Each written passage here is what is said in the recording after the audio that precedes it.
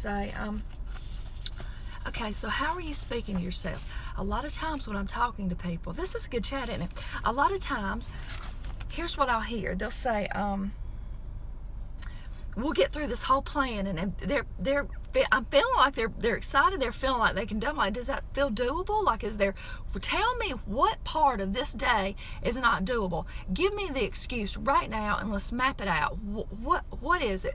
And we've gone through all that. It looks like a solid plan. And then I'm like, so yeah, how are you feeling about this? And then they might say to me, so yeah, so I might think about, I think I'll try. No. I will do this. How are you speaking to yourself? When you said, I'll try, you know what you did? You just gave yourself an out. You just gave yourself way too much wiggle room. Do you need to be perfect every day? No, but every day you need to get up with the dynamic notion of, I will. Because guess what? Guess who's coming to make you say I will? To make you do it, to make you show up. Ain't nobody coming. You have to show up, right? So anyway, when people say that, it's a problem. And it's like, it plants the seeds of avoidance. That it allows you to avoid things. You know what I mean? It's just like, well, I could never do that. I could never give up meat. I could never, I love salt too much. I could never quit drinking. I could never, you're right. Because you just said that. And when you speak something out loud like that to this universe, and furthermore, you're even saying it in your head, nobody hears that louder than you hear those words. And you're right. You either can or cannot. Guess who is in charge of that? You. Which to me is empowering. You know what I mean? I will. Here's an example. I will show up on June 17th at my goal place and my goal event the best I can be. I won't think, well, if I had only blank, if I had only, I have a mapped out training system, I have a mapped out cardio at home, I've got a mapped out food plan, because I've been doing it for 10 and a half years. I eat plants. I am going to show up at that goal. I will arrive there in my best top form for me right now. See, and the thing about that is, I don't have to compare myself to anyone else. I don't care what they're doing.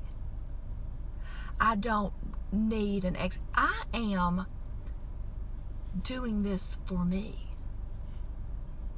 Showing up for me. So yesterday, Christopher called me, and he was like shaken up, okay? He has a 1988 Bronco, y'all know this, and he was telling me, like, I knew the tires were not good, okay? But I mean, I always see like the back ones because the way he pulls in, and the backs were looking okay. And he was like, my car's feeling kind of funny. I'm like, okay. And that was a couple days ago. Okay, so yesterday, coming down the highway, this is a deadly stretch of highway, went to pick up his friend Josh from school. And he did that for Josh's grandma, who was like, I can't pick him up. I'll spot you 20. Will you go get him? Chris was like, yeah, like $20. All right. So he was on that. So it was all the way down. Like, he goes to another school district. So it's on down the road. And anyway, coming back, he had a tire blowout. Do you know how dangerous that is? And anyway, it slung him over to the side. All the like shrapnel and stuff, I don't know what you call it, but all that off the tire. His whole front fender, which is like the side, the front panel of the car, is beat to heck, all of it, okay? It knocked off lights, it knocked off all this, and he's calling me, and he's like, you know that roadside assistance you said you did? Like, so how do I call them? I'm like, okay, whoa. If you call them, let me find out something. Okay, they're going to tow him, right? And they're going to tow him, and then guess what? That's going to cost $250. And then guess what? You still don't have a tire. And that's a problem. So anyway, found that out, and so I was able to enlist some help because he didn't have a spare tire in there, and no way to like jack up the car and change the tire. And this is a thing too, okay? When you don't show up for people, my son, when you can't show up for yourself, you can't show up for people that need you, that need to learn from you, that need to grow and expand from your knowledge. Just like my son, for example, who you would think, like this weekend, my son and I, we're going to learn how to change a tire. That's what we're going to do, he and I. And who's going to teach me? YouTube's going to teach me. Just like when he didn't know how to tie his tie. And it was graduation day. And I was like, okay, and I didn't know. So we turned on the YouTube, and I watched, and we tied it, and we did it. We were like, yeah, and then we high-fived. Because I show up. But there's going to be a lot of people, and you may have been this person in people's lives, that's just like, see ya. And they're not the people that show up. Do you want to be that? Because you can easily become that when you don't even feel like you can function yourself. Did you hear that poem that Jerry Lee read on YouTube where she was, it was a poem, and she did it before she was on her health journey and all this, and she felt like she was dying. And she said, I could hear my little baby in the other room, and it was very touching because I can remember feeling like that. And she said I could hear him crying for me, and I just couldn't move. I just couldn't go. And I knew he needed me, but I couldn't move. I just laid there on the couch. And she said it wasn't that I didn't love them. It might have been Macy, but it wasn't that I didn't love my baby. That's sad. We got one chance in this life. Wake up and rise, butterfly. Clear your mind of the cobwebs and the trash making everybody dope down and zone out and live like zombies in this world. We can be free, and health is our birthright. So is freedom. So anyway, yesterday that happened, and I was able to round up some help, and I got him a used tire at this place, and got him home. Okay, well, I got to look. So this morning I'm thinking, okay, he's got to have, I'm thinking he needs all tires, okay? And I'm like, okay, and I'm looking, I have the money, and and I'm saying to myself, the universe will provide. This is how I'm speaking to myself during the universe will provide everything we need. So anyway, we go out there, and I'm waking up early. Let's take care of this before school. He's like, Mom, I don't have the money. I'm like, I know. Okay, we're gonna work it out. Like, just get yourself ready.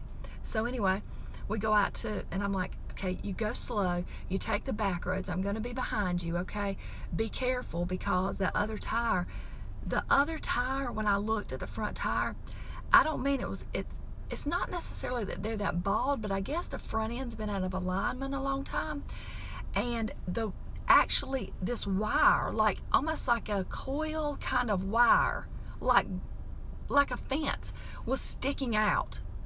It was shredding itself. This is why he had a tire blowout.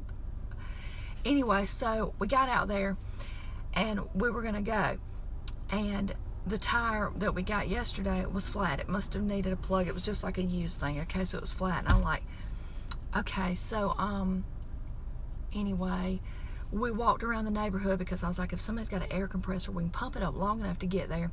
Nobody was home that we knew. This dude down the road, Mr. Wingo, this older gentleman that is friendly with me all the time, he wasn't home, and his air compressor was sitting right there too. I was like, dang. And so anyway, luckily we called my daddy. My daddy was en route somewhere, and he's like, yeah, I can come over there. I got my air. And so my daddy came over. My daddy pumped him up long enough. He and I went to the tire place. I was able to finagle with this dude this is where we got the other tire, to take that one back, get him a different one that was decent and good enough. I mean, they're still good tires. They were looking like new to me. The tread and all was good. And then one on the other side, and get the tire alignment. And that was a big deal. And the universe was working in my favor. But what was interesting is, so we had to leave the car, And Christopher and I came home, and we prepared to take him to school. He had to get his laptop and such. And he was saying, I really am like, now you would be thinking, he might say to himself, why, Mom, does, why does so-and-so never care? Like, why do people walk out in my life? Why didn't I know how to change that tire? Why, why is it all these other kids his age are driving like new Lexus? What the heck is that? Like, he could be saying, why, like, my son's car, like, anyway, like, it's vintage, okay? It's vintage. And he loves it and he appreciates it. You never hear him complain about it, but, and it is a cute little 1988 Bronco 2, a little toy cruiser. He likes it. And it's very unique to him and everything. But what he said was, he wasn't saying all that. He said, you know what, I'm really the luckiest dude in the world. He's like, look, that really could have wrecked me up. And when we got a handle, like, really, I have got to be the luckiest person in the world. And he was seeing all the good in that and none of the bad. Everything you need and nothing you don't. Isn't that beautiful? I mean, we create our existence, and really our life is our perception and how we perceive it as good or bad. That's what makes it up, and that's what's going to create happy in your life. When you can really clear out the cobwebs and start seeing the good things in this world, that are here for you. All the love and beauty. Show love and give love, to receive love. And then when we went,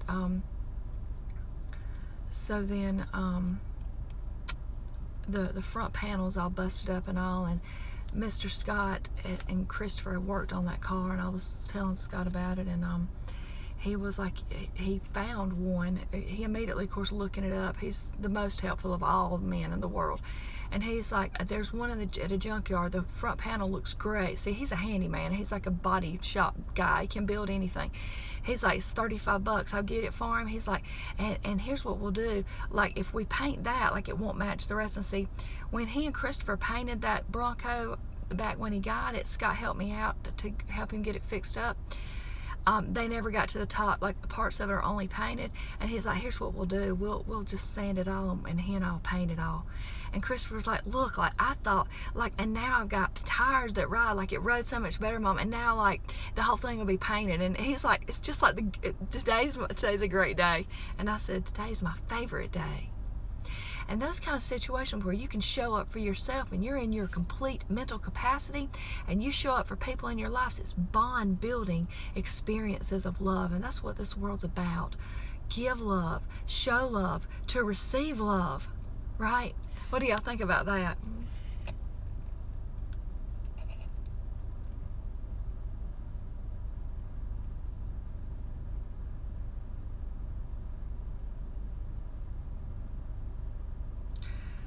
Mr. Scott is always there. I just said that to Christopher. I said, Christopher, because I had to text my mom, hey, Christopher had a blowout, couldn't find her,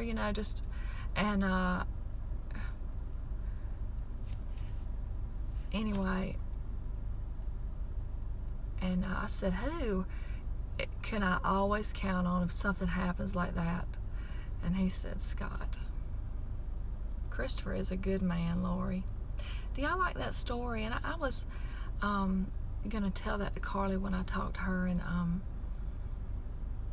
oh, she'll be so excited because my friend got her some Vimergy blueberry powder, and then I have her some little hand weights, because when I was showing y'all the hand weights, I was gonna show 2 different weights, some that were like, and anyway, I thought, I bet Carly would want these, and she could probably wear them on her ankles too, because she has tiny little feet. They're not that small, but they look like midgets beside mine. It's a great story of love, and I heard somebody the other day talking about, I think it was Jay, plant-based athlete. Y'all know his hot little self. He and I are friends, and he was talking about on one of his live chats about wanting to talk about things. He's like, friends, I write, he didn't say friends, I don't know what he said, but he's like, I got to talk about other things. Like, he wants to, but the thing is, to me, the the raw food and the mental clarity feed into other aspects. That story was very tied in to my mental clarity. I used to not be like that. I couldn't think. I lived in extreme brain fog. Also, let me tell you